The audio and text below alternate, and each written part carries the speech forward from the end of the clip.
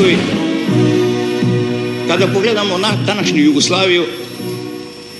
ona više nije ono što je bila, to je sasma drugčiji oblik, sasma drugčije lice.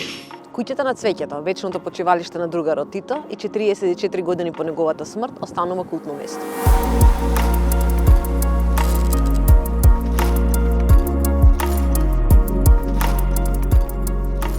Mi sledeće godine proslavljamo 80 godina borbe protiv fašizma, tako da i to što je nekad bio muzej revolucije je posetiocima takođe vrlo interesantno i oni traže one svakodnevne fenomene kroz koje mi vezujemo sećanje na Jugoslaviju, znači ono što je emancipacija, što su radne akcije, što je ta multietičnost, jer Jugoslavija je i dalje sinonim za jednu ideju jedinstva u različitosti i u tom svom prvom periodu i u ovom drugom periodu, tako da su to neke stvari i ono što je posebno vezano za pokret nesvrstanih, jer mislim da je to nekako najvažnija tekovina u međunarodnoj saradnji Jugoslavije i to je ono što recimo strani posetioci najviše traže.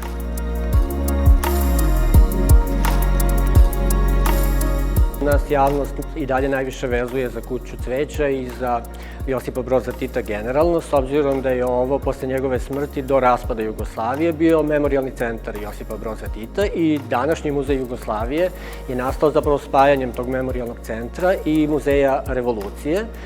Ono što je posebno bitno da naglasimo da mi zapravo više ne baštinimo samo tu socijalističku Jugoslaviju, odnosno taj period Tita, već i onaj prethodni period Kraljevine, zato što je Muzej Jugoslavije od 2022. godine postao matičan za celokupno jugoslovensko nasleđe, znači mi baštinimo, odnosno izučavamo i samu ideju nastanka Jugoslavije, taj prvi period, onda ovaj pozni period, pa i sam taj raspad Jugoslavije. Muzej Jugoslavije ovakav kakav je danas je nastao 1996. Upornošću nekih naših kolega iz oblasti istorije i istorije umetnosti da se ovo prosto očuva kao mesto da će se čuvati sećanje na tu državu koja više ne postoji.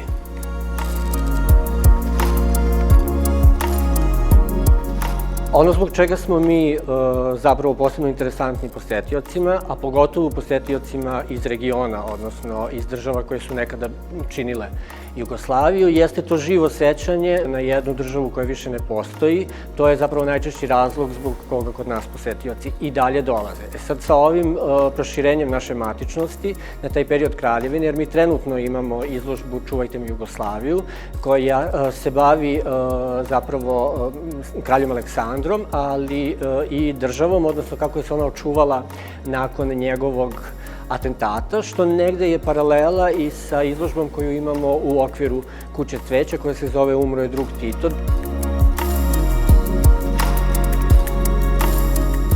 Nas javnost, kao što kažem, i dalje najviše vezuje za Tita, onda su njihova znatiželja zapravo najviše vezana za samu ličnost Tita i Jovanke takođe. Znači, njih najviše interesuju ti lični predmeti. Mi imamo tu jednu zanimljivost da imamo taj kamen sa Meseca koji je zapravo javnost i često izlazi u medije, pravljena je neka priča oko toga da je to najvredniji artefakt koji mi imamo i to zaista i jeste najvredniji artefakt u tom smislu jer je njegova vrednost procenjena od strane NASA na 500.000 evra, ali sad kolika je zaista njegova vrednost u tom materijalnom smislu, ona nije toliko velika, ali jeste u tom ideološkom, da je zapravo Tito bio jedan od retkih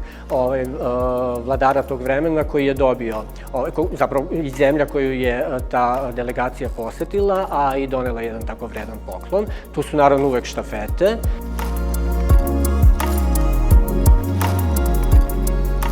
Ove godine imamo rekordan broj posetilaca, znači mi smo trenutno na nekih 197.000, očekujemo u narednih par dana da ćemo preći 200.000, što će biti zaista rekord. U odnosu na prošlu godinu gde je bilo 135.000, ali i na neke prethodne godine. Naravno da nam dolaze iz afričkih zemalja, ali to su siromašne zemlje, tamo